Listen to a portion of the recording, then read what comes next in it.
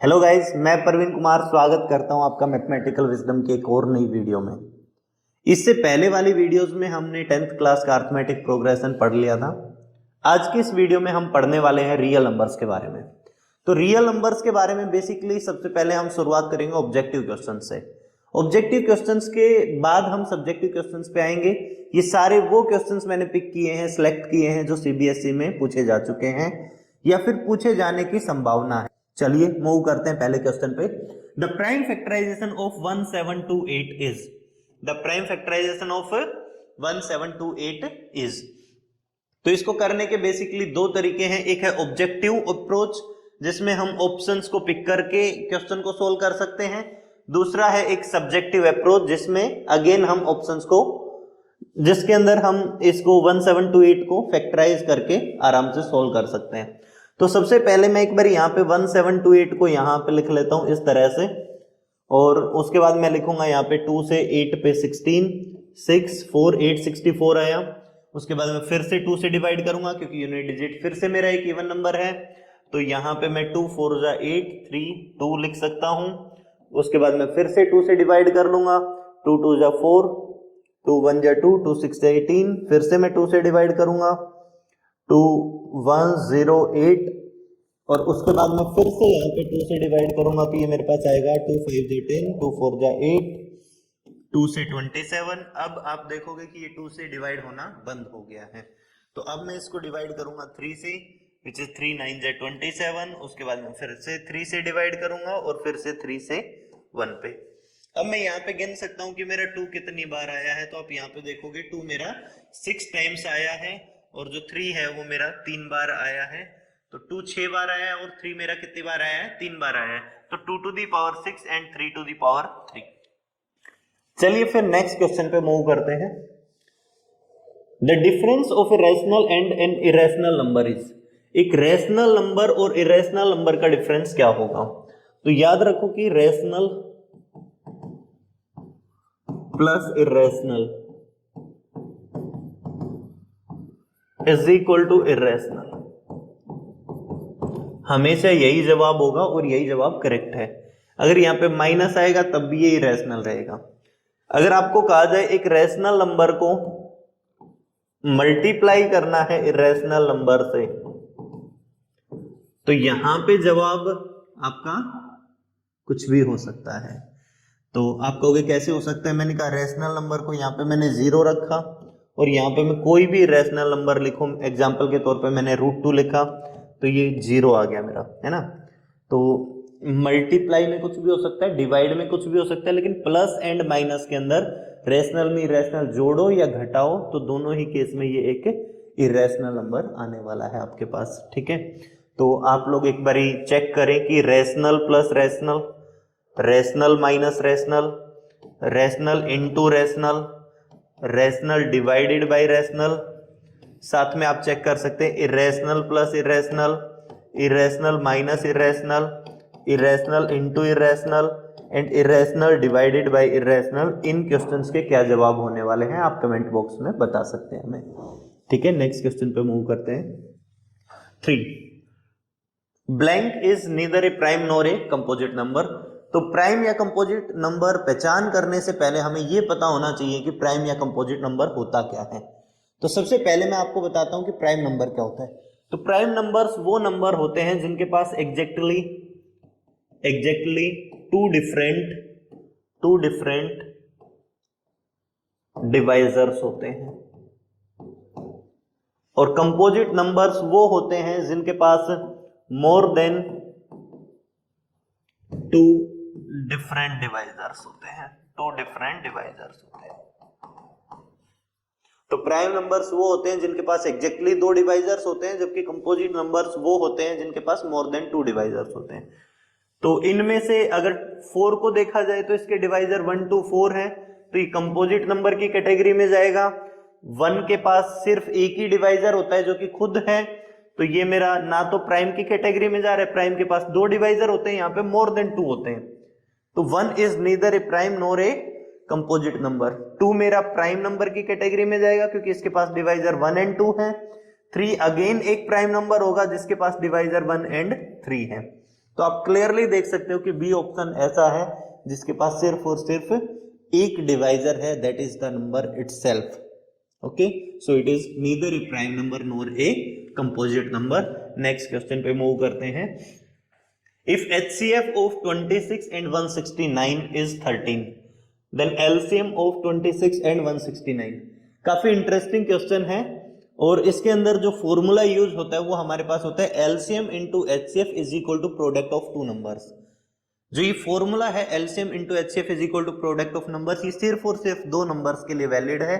अगर आपके पास दो से ज्यादा नंबर्स हो जाएंगे तो ये वाला फॉर्मूला काम नहीं करेगा। तो बिना किसी देरी के इस क्वेश्चन को सोल्व करते हैं। सबसे पहले मैं आपके लिए फॉर्मूला लिख देता हूं। HCF into LCM is equal to first number into second number. Okay, पहला नंबर को जब मैं दूसरे नंबर से इंटू करता हूं तो HCF की वैल्यू मुझे 13 गिवन है तो मैं यहाँ पे 13 लिख लेता हूँ। LCM मुझे पता नहीं है, यही फाइंड करना है। फर्स्ट नंबर कितना है मेरा 26 और सेकंड नंबर कितना है 169। 26 इंटू 169, राइट। तो आप यहाँ पे इस 13 से इसको 2 पे कैंसिल कर सकते हो। ये 13 1 जा 13 हो जाएगा, ये 2 जा 26 हो जाएगा। ओके, तो जो मेरे पास LCM निकल के आएगा वो 169 इंटू 2 विच इज 338। ये मेरा करेक्ट जवाब हो जाएगा। तो आप यहाँ पे डी को टिक कर सकते हो। ओके, तो नेक्स्ट क्वेश्चन पे मूव करते हैं। उम्मीद करते हैं यहाँ तक आपको सारे क्वेश्चन समझ आ गए होंगे। अगर फिर भी अगर कोई क्वेश्चन में आपको खास प्रॉब्लम हो तो आप हमें कमेंट में बता सकते हो, सर क्वेश्चन नंबर 4 में प्रॉब्लम है, then we will try to respond you. Okay, as soon as possible. If P and Q are natural numbers, अगर ये नेचुरल नंबर्स है, प्राकृतिक संख्याएं हैं, P is multiple of Q, P Q का multiple है यहाँ पे, then what is the HCF of P and Q। तो आपको P एंड Q का HCF बताना है। ऑप्शंस में भी देखोगे आपके पास P लिखा हुआ है, Q लिखा हुआ है, PQ लिखा हुआ है एंड P प्लस Q लिखा हुआ है। तो जब भी इस तरह के क्वेश्चंस आते हैं काफी बच्चे देख के ही घबरा जाते हैं कि सर इस क्वेश्चन को कैसे सोल्व किया जाए। अब मैं जो बात बताने जा रहा हूं उस बात को ध्यान से सुनना। टेक्निकली तो इसका जवाब बड़े आसानी से दिया जा सकता है, लेकिन जिन बच्चों को ये क्वेश्चन देख के डर लगता है या वो छोड़ने को मजबूर हो जाते हैं, तो यहाँ पे जो समझने वाली बात है वो सिर्फ ये है कि ये मल्टीपल क्या होता है। मल्टीपल बच्चे होता है जो मल्टीप्लाई टेबल में आए। P is multiple of Q, मतलब अगर मैं Q की टेबल लिखूंगा तो उस Q की टेबल में कहीं ना कहीं पे मेरे पास P आ जाएगा। जब Q की टेबल में मेरे पास P आ जाएगा तो मैं यहां पे ये बात बोल सकता हूं कि एक एग्जांपल लेते हैं, 12 इज ए मल्टीपल ऑफ 3। क्या ये बात ठीक है? आप कहोगे बिल्कुल ठीक है। तो मैं कहूंगा P का काम क्या कर रहा है 12, Q का काम कौन कर रहा है 3। तो अगर मैं HCF ले लूं P एंड Q मतलब 12 एंड 3, तो आप कहोगे sir 3 is a divisor of 12। जब एक नंबर दूसरे नंबर का डिवाइजर होता है तो उनका HCF छोटे वाला नंबर आ जाता है, जो डिवाइजर है वही HCF हो जाएगा। तो 3 मेरा क्या था, 3 तो मेरा Q था। तो इसका करेक्ट आंसर क्या हो जाएगा कि इनका HCF क्या हो जाएगा, Q हो जाएगा। अगर ऐसे में आपको LCM पूछ लिया जाए तो LCM इसके अंदर बड़े वाला नंबर होगा और ये मेरा P का काम कर रहा है तो LCM इनका P आ जाएगा। ओके, तो आप इस तरह से कोई एक एग्जांपल चूज कर सकते हो, उसके तरीके से ऑब्जेक्टिव क्वेश्चंस को टिक कर सकते हो। Else you can learn it out की HCF of A and MA is equal to A where M is any natural number.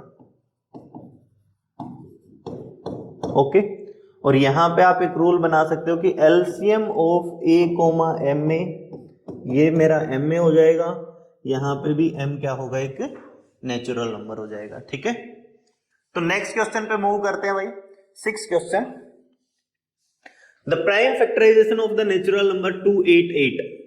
तो 288 का प्राइम फैक्टराइजेशन करना है, तो अगेन इसके अंदर मैं वही अप्रोच लगाऊंगा कि या तो मैं इसको 288 को किसी नंबर से डिवाइड करके देख लूं।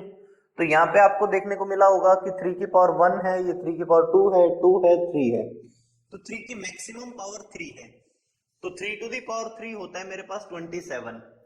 क्या ये नंबर मेरा 27 से डिविजिबल है? तो एक बारी मैं पहले इसको 9 से डिवाइड करता हूं, 288 डिवाइडेड बाई 9, 9 3 जा 28 एंड 9 2 जा 18। अब आप कहोगे सर जो 32 है ये तो 2 टू दी पावर 5 आ गया, और 9 है ये 3 टू दी पावर 2 आ गया।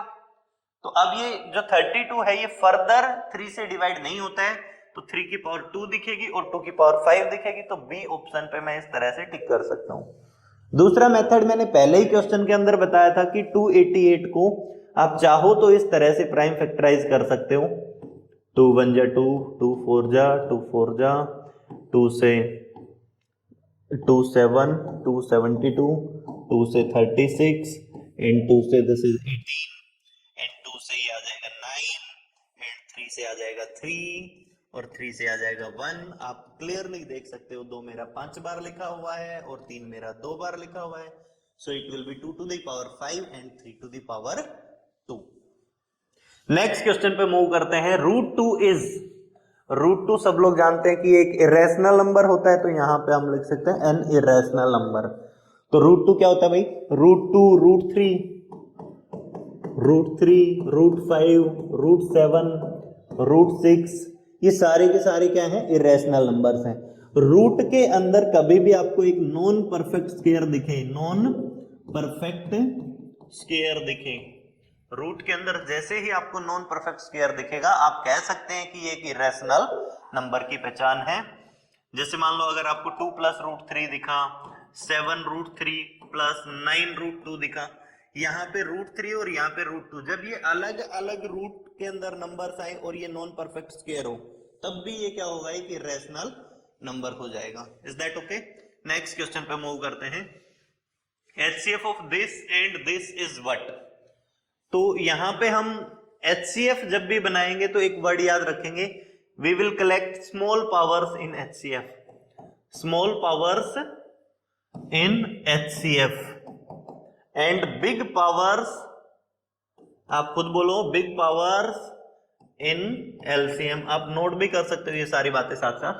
तो स्मॉल पावर्स के अंदर देखा जाए तो अगर 3 यहां पे है, यहां पे भी है, तो आप कहोगे 3 टू दी पावर यहां पे कितना है? 4 है, और यहां पे 3 टू दी पावर क्या है? 2। मैं कहूंगा 4 एंड 2 में स्मॉल पावर कौन सी है, छोटी पावर कौन सी है? आप कहोगे 2 पावर छोटी है।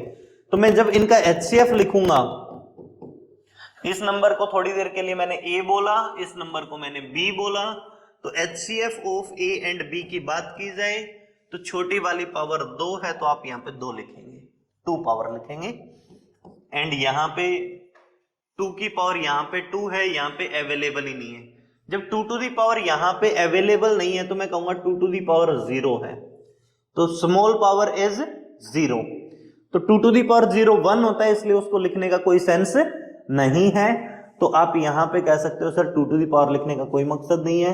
5 की पावर देखी जाए तो 5 इधर पे 0 है, तो ये भी नहीं लिखेंगे हम। 7 की स्मॉल पावर कितनी है? 1 है, तो यहां पे मैं 7 लिख दूंगा, and this is 9 into 7 which is 63. This is my correct answer. So 63 is my correct answer. Okay. अगर मुझे LCM निकालना होता तो मैं बिग पावर्स का कोई इकट्ठा करता, मैं एक बार लिख के बता देता हूं। 3 टू दी पावर बड़ी क्या है? 4, एंड 2 टू दी पावर कितनी है? यहाँ पे 2 है, यहाँ 0 है, तो 2 टू दी पावर 2 लिखूंगा। 5 टू दी पावर 1 है, उधर 0 है, तो मैं यहाँ पे 5 टू दी पावर 1 लिखूंगा और 7 टू दी पावर 3 लिखूंगा। तो इस तरीके से मैं इनका LCM भी निकाल सकता हूं।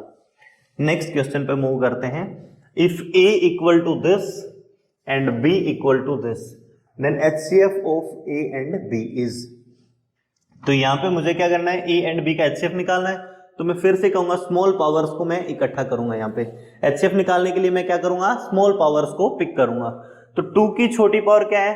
आप कहोगे सर 2 है, एंड 3 की स्मॉल पावर कितनी है? वो भी 2 है, और 5 की स्मॉल पावर कितनी है? 1। 2 to the power 2 is 4, this is 9 and this is 5. 5 4 the 20, 9 जा 180. So my C option is correct here. आगे 10th क्वेश्चन पे मूव करते हैं। HCF of 135 and 225 is। तो अगर आपको पता है 135 HCF का मतलब होता है, जैसे अगर फैक्टर्स की फॉर्म में दिया गया है तो मैं क्या करूंगा? स्मॉल पावर्स को पिक कर करके HCF बनाऊंगा। लेकिन जब मुझे ये दो नंबर्स इस तरह से देगा तो HCF का मतलब होता है हाईएस्ट कॉमन फैक्टर। फैक्टर का जो मतलब होता है बेसिकली फैक्टर और डिवाइजर सेम बात है, फैक्टर और डिवाइजर सेम बात है यहां पे। तो हाईएस्ट कॉमन फैक्टर ढूंढूं या हाईएस्ट कॉमन डिवाइजर, तो मैं क्या करूंगा, ऑप्शन में सबसे बड़े नंबर से डिवाइड करके देखूंगा। तो मैंने देखा 75 की टेबल में 135 नहीं आता है। अगर मैं 135 को 75 से डिवाइड करूं तो ये आएगा मेरे पास एक डेसिमल नंबर आएगा, लाइक समवट यहां पे नॉन जीरो नंबर आएगा, राइट, डेसिमल के बाद ये 1 पॉइंट समथिंग आ जाएगा। तो ये डिवाइड नहीं होता है, मतलब ये वाला नंबर HCF नहीं हो सकता है।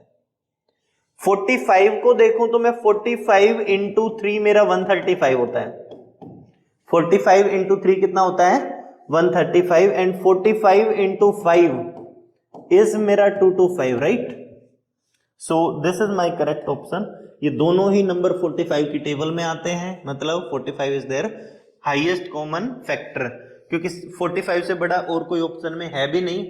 दूसरा तरीका इसका क्या है कि आप प्राइम फैक्टराइजेशन कर लें, कि इस तरह से एक बारी 135 का मैं प्राइम फैक्टराइजेशन दिखा देता हूं, like this 5 + 3 8 + 1 9। So this is divisible by 3, 3 4 जा 12, 3 5 जा 15, और ये भी 3 से डिवाइड हो जाएगा 1 5, ये 3 से अगेन डिवाइड हो जाएगा और फिर यहाँ पे मेरे पास 1 आ जाएगा, राइट। उसके बाद अगर मैं डिवाइड करूं यहाँ पे 2 2 5 को, तो इसको भी मैं 3 से डिवाइड करूंगा, 3 7 जा 21, 3 5 जा 15, ओके। उसके बाद मैं इसको 3 से डिवाइड करूंगा तो ये 25 पे कैंसिल होगा। उसके बाद ये 5 से देखूंगा तो मैं 5 पे जाएगा, उसके बाद मैं 5 से देखूंगा तो ये मेरे पास 1 पे जाएगा, ओके।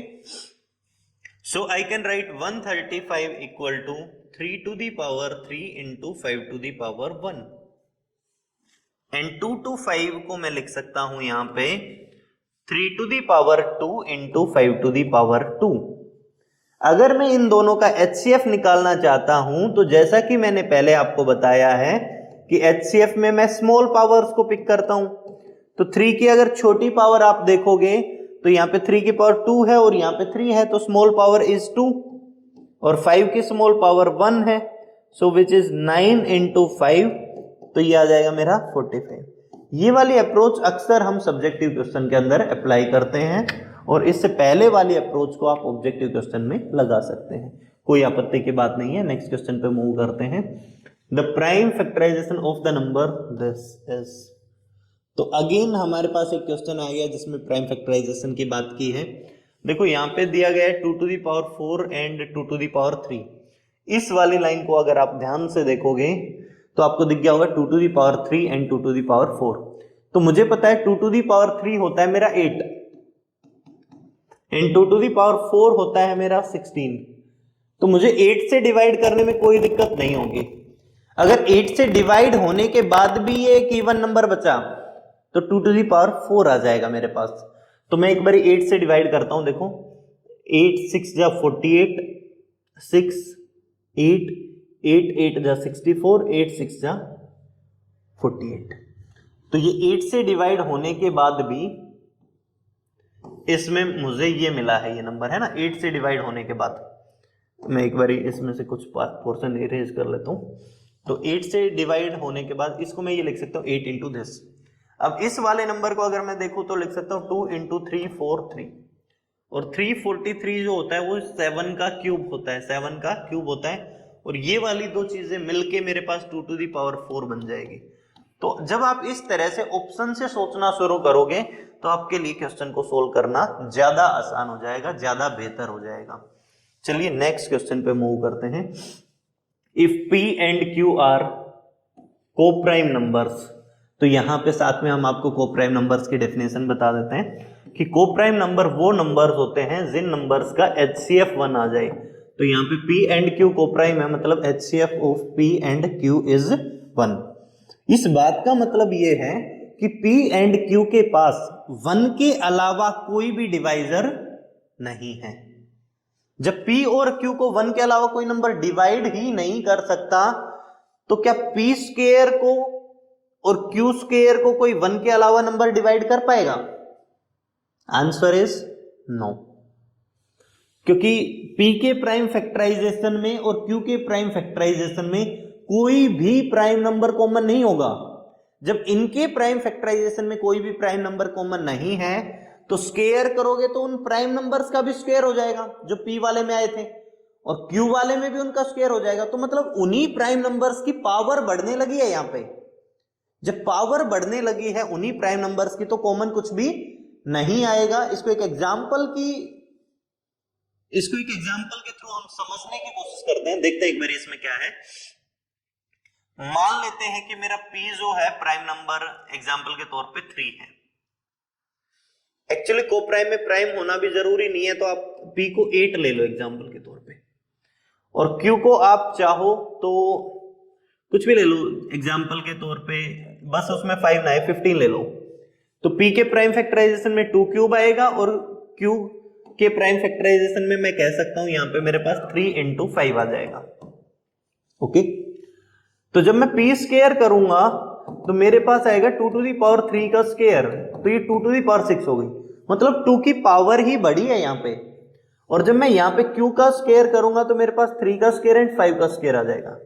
लेकिन ये वाला जो प्राइम नंबर है ना, जो 2 है, ये यहां पे जनरेट हो ही नहीं सकता, और यहां पे जो 3 and 5 है ये ऊपर वाले में जनरेट नहीं हो सकता। तो यहां पे हम कह सकते हैं if p and q are coprime then p square and q square are also coprime. Okay, मैं एक यहां पे जनरल स्टेटमेंट लिखवाता हूं, if p and q are coprime, if p and q are co-prime then p to the n and q to the n where n belongs to natural numbers is also co-prime, are also co-prime is नहीं r। ठीक है, तो जब भी आपको ऐसा question दिखे, या फिर आप एक एग्जांपल ले लो कि एग्जाम्पल के तौर पे p को 1 मान लिया, q को 2 मान लिया, सिंपल से एग्जाम्पल। तो HCF of 1 and 2 is 1 and HCF of 1 square and 2 square is also 1, so they are also co-prime numbers। Okay, तो इसमें कोई टेंशन वाली बात नहीं है। नेक्स्ट क्वेश्चन पे मूव करते हैं। तो इस क्वेश्चन को एक बार सिंप्लीफाई कर लेते हैं हम। दिस इज व्हाट, 4 ऑप्शन दे दिए गए, तो पहले मैं एक बार इसको सिंप्लीफाई करूंगा, उसके बाद डिसाइड करेंगे कि ये क्या है। ये कटा 2 आया, ये मेरा एक रैशनल नंबर होता है 2, तो मैं टिक कर दूंगा रैशनल नंबर दिख गया तो। Terminating decimal, in non terminating decimal and irrational number, irrational नहीं है, नॉन टर्मिनेटिंग भी नहीं है, टर्मिनेट हो ही रहा है, तो इसको देखो तो मैं 2.0 है। लेकिन ज्यादा बेहतर ऑप्शन क्या है, rational number is more appropriate answer. Is that okay? So if p1 and p2 are 2 odd primes, इसने बोला p1 p2 odd प्राइम है, तो मान लेते p1 मेरा 3 है एंड p2 मेरा कितना है, 5 है। p1 is bigger than p2, तो मैंने उल्टा ले लिया है, तो उस स्टेटमेंट के हिसाब से ये वाला p2 ले लेंगे और ये वाला p1 ले लेंगे, राइट। ये p2 ले लेंगे, ये p1, क्योंकि p1 उसने बोला है बड़ा है। अब उसने कहा है p1 square minus p2 square, तो मैं एक बार यहाँ पे p1 का स्क्वायर कर लेता हूँ और यहाँ पे p2 का स्क्वायर कर लेता हूँ, तो ये आएगा 5 square minus 3 square which is 25 minus 9 which is 16। तो आप देख सकते हो 16 एक इवन नंबर आया है, और ज्यादा प्रिसाइज कहूं तो मैं ये 4 से डिविजिबल है, तो इवन नंबर करेक्ट है, ओड प्राइम नहीं है, ओड नंबर नहीं है, प्राइम भी नहीं है, तो एक ही ऑप्शन सेटिस्फाई कर रहा है, तो मैं इसको टिक कर दूंगा। लेकिन क्या होगा जब ऐसा क्वेश्चन आपके पास सब्जेक्टिव में आ जाए, तो उस वक्त क्या करोगे आप लोग? तो इसके अंदर अगर ये सब्जेक्टिव के अंदर ये क्वेश्चन पूछ ले, तो हम यहाँ पे क्या करेंगे, मैं यहाँ पे एक बार इस पूरी इंक को ही इरेज कर देता हूँ, ठीक है, और पेन सेलेक्ट करके मान लेता हूँ कि जो P1 है वो है मेरा 2n-1 और जो P2 है वो है मेरा 2m-1। क्योंकि P1 P2 से बड़ा है तो मैं यहाँ पे मान के चलूंगा n is bigger than m, n is bigger than m। तो यहाँ पे P1 square minus P2 square की जब बात की जाए, तो P1 की वैल्यू है मेरे पास यहाँ पे 2n-1, इसका स्क्वायर माइनस P2 की बात की जाए तो ये है मेरा 2m-1, इसका स्क्वायर ले लूं मैं। तो 2n-1 का जब मैं स्क्वायर करूंगा तो 2n का स्क्वायर हो जाएगा 4n square minus 4n plus 1, यहाँ पे माइनस है तो मैं हर किसी का साइन चेंज करके लिखूंगा। यहाँ पे मेरे पास 4m² प्लस का आएगा जिसको मैंने माइनस का लिख दिया है, माइनस का 4m आएगा उसको मैं प्लस का 4m लिख लेता हूँ, और ये प्लस का 1 आएगा इसको -1 लिख लेता हूँ, राइट। तो ये 1 से 1 कैंसिल हो जाएगा और आप देख सकते हो कि हर किसी में से 4 कॉमन है, n² minus n minus m² minus m² plus m। Okay, so this is divisible by 4, so I can clearly say this is an even number. Okay, तो यहाँ पे 15 क्वेश्चन आ चुका है हमारे पास। What is the largest number that divides 1152 and 1664? Okay, तो इनको divide करने वाला तो सबसे बड़ा नंबर मेरे पास क्या है, 256 है। तो मैं एक बार इनको थोड़ा सा फैक्टराइज कर लेता हूं। This is 8 into 8 and this is 8 into 8 into 4, 6, 8 8 just 64 and 4 4 4 just 16, right। This is 8 8 1 ja 8 8 6 ja 8 into 16, right। So I can write 8 into 8 into 2 and this is 2 to the power 5। okay, तो 2 to the power 5 को मैं लिख सकता हूँ 8 into 4।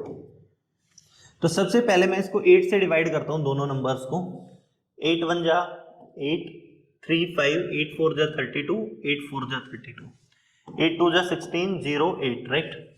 अब मैं दोबारा से 8 से ट्राई करता हूँ, अगर हो जाएगा तो 8 into 8 वाले में से किसी को पिक करेंगे, अगर नहीं होगा तो फिर मेरा 32 आंसर आ जाएगा। 8 1 जा 8 8 8 जा 64, राइट। and this is 8 2 जा 16 4 8 8 6 जा, ओके। तो एक बार 8 से इंटू किया, फिर से 8 से इंटू किया, राइट। अब 2 से डिवाइड हो रहा है, 2 9 जा 2 13 जा, तो उसके बाद 2 से, तो जब मैं इनको इंटू करूंगा 8 8 एंड 2 को, तो ये आएगा 128। सो सी ऑप्शन इज करेक्ट। एक तरीका ये है, दूसरा तरीका है इसका नॉर्मल प्राइम फैक्टराइजेशन करो और जो स्मॉल पावर है उसको आप पिक करो, वही आपका आंसर हो जाएगा, ठीक है। The HCF of 65 and 117 is expressible in the form of 65m minus 117। तो सबसे पहले मैं इनका HCF निकाल लेता हूं 65 and 117 का। उसके बाद इसने बोला है कि जो भी HCF आएगा, मान लो कोई भी नंबर आया तो मैं उस नंबर को लिख सकता हूं 65m minus 117 is equal to HCF of 65 and 117। तो मुझे यहां पे बताना है कि मेरे पास m क्या आएगा, मुझे यहां पे क्या बताना है, मेरे पास m क्या आएगा, राइट। सो मैं एक बार HCF देखूं तो मेरे पास आपको दिख रहा है, this is 13 into 5 and this is 13 into 9, right. तो 13 कॉमन आएगा, 9 को फैक्टराइज करोगे 3 3 आएगा, लेकिन उसमें 5 नहीं आएगा, तो ठीक है। तो यहां पे HCF कितना आया, 13 आया। So I can write 65m minus 117 is equal to 13। ये इधर आके ऐड हो जाएगा, तो 65m is equal to 130, m will be equal to 2। m कितना आ जाएगा यहाँ पे, मेरा 2 आ जाएगा। तो इसने बोला है HCF is expressible। HCF is expressible का मतलब यही है, HCF इस पर्टिकुलर एक्सप्रेशन के बराबर है, जो यहाँ पे ये दो चीजों को मिला के बनाया गया है। तो यहाँ पे मेरे पास m की वैल्यू कितनी आ गई है, 2 आ गई है, तो मैं यहाँ पे m को 2 टिक कर दूंगा। क्लियर। नेक्स्ट क्वेश्चन पे मूव करते हैं। So this is n। तो बार बार देखा होगा आपने एनसीईआरटी के अंदर कि ये नंबर क्या है। तो इस नंबर को ट्रिक क्या थी कि यहाँ पे हम इसमें से 13 कॉमन ले लेते हैं और यहाँ पे लिखते हैं 7 into 11। यहाँ पे क्या बचेगा, 7 into 11, और यहाँ पे प्लस के बाद 13 कॉमन गया तो 1 बचेगा, 13 कॉमन गया तो 1 बचेगा मेरा यहाँ पे, है ना। तो आप देख सकते हो ये नंबर 13 से डिविजिबल है, इस वाले नंबर से डिविजिबल है, एंड 1 से डिविजिबल है, और पूरे नंबर से डिविजिबल है। तो इसके पास मोर देन 2 फैक्टर्स मिले। क्या मिला, मोर देन 2 फैक्टर्स। जब भी आपके पास नंबर के पास मोर देन 2 फैक्टर्स मिले तो वो एक कंपोजिट नंबर होता है, वो एक कंपोजिट नंबर होता है। आगे मूव करते हैं। The number when divided by 61, अगर किसी नंबर को 61 से डिवाइड किया जाए, gives 27 as quotient and 32 as remainder, then the number is.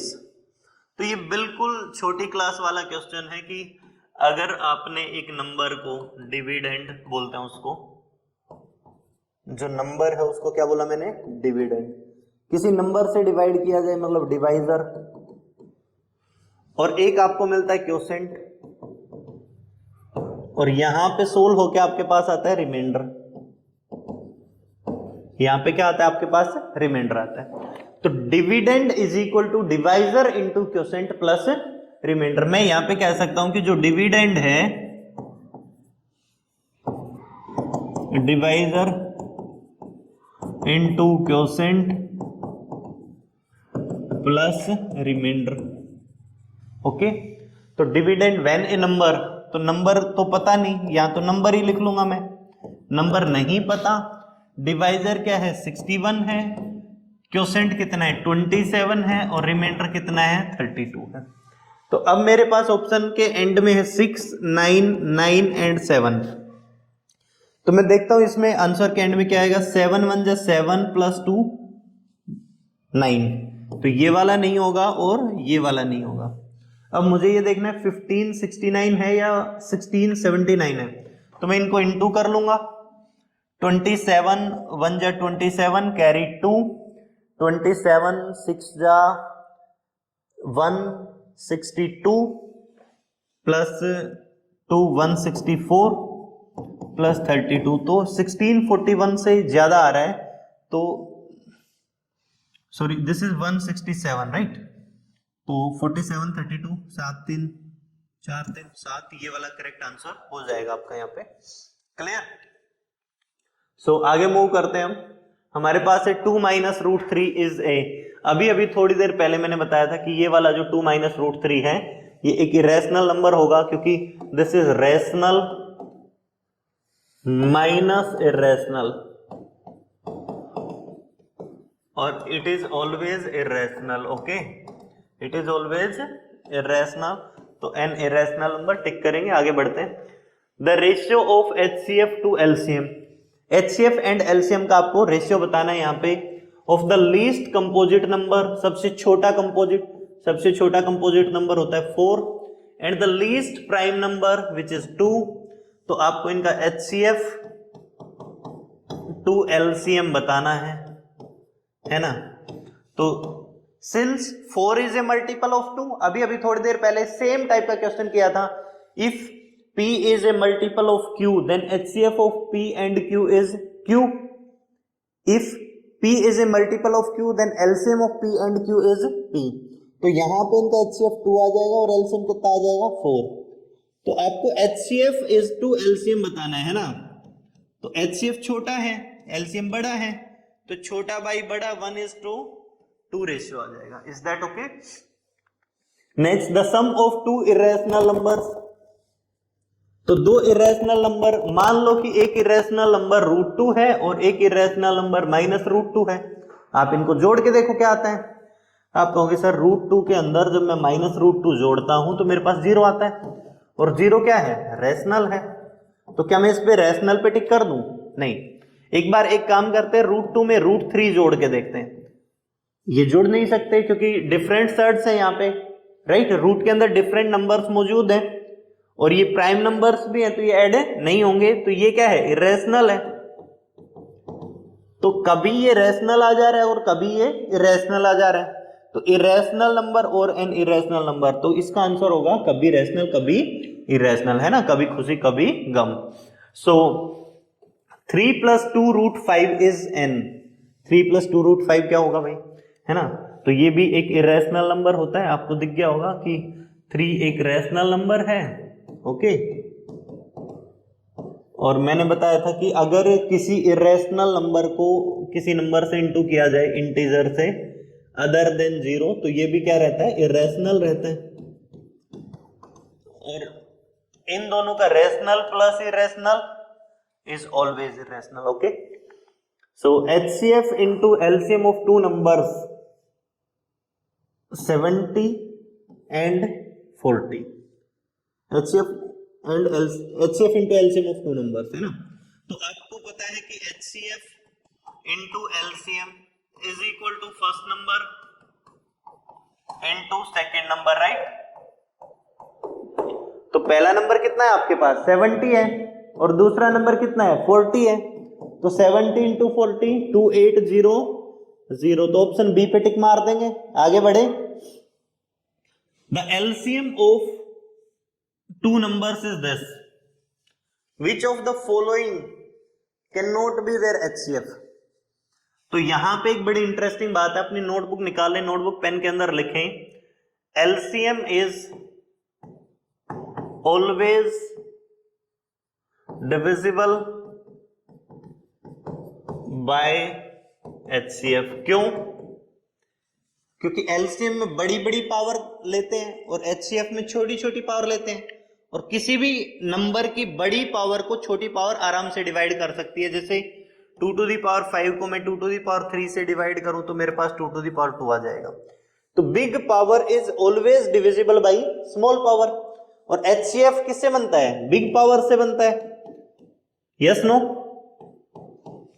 और HCF किससे बनता है? स्मॉल पावर से बनता है। HCF किससे बनता है? Small power. तो HCF हमेशा LCM को डिवाइड करता है। 500 को डिवाइड नहीं करते 1200 को, तो ये पॉसिबल नहीं है। और इसने कहा है कि कौन सा HCF नहीं है, तो नहीं वाला ही सही है। 200 डिवाइड कर देता है, 600 डिवाइड कर देता है और 400 डिवाइड कर देता है। तो 200 HCF पॉसिबल है, 600 भी पॉसिबल है एंड 400 भी पॉसिबल है। पॉसिबल क्या नहीं है? 500 पॉसिबल नहीं है। क्यों नहीं है? क्योंकि 500 does not divide the LCM, that is 1200, right. If A बराबर बी दिस, बी बराबर दिस, सी बराबर दिस, एलसीएम ऑफ एबीसी बराबर this, then N is equal to. तो एलसीएम आपको पता है बिग पावर से बनता है। एलसीएम किससे बनता है? बिग पावर से। तो 2 की पावर में देखो तो यहाँ पे 3 है, यहाँ पे 3 है, यहाँ 1 है, यहाँ 2 है ही नहीं, कोई दिक्कत नहीं है। 3 की पावर क्या आई है? 2 आई है, यहाँ पे 1 है, यहाँ पे 1 है।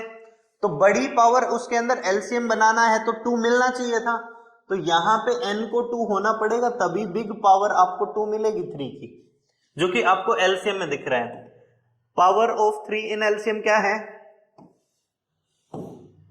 पावर ऑफ 3 इन एलसीएम आप कह सकते हो सर ये 2 है।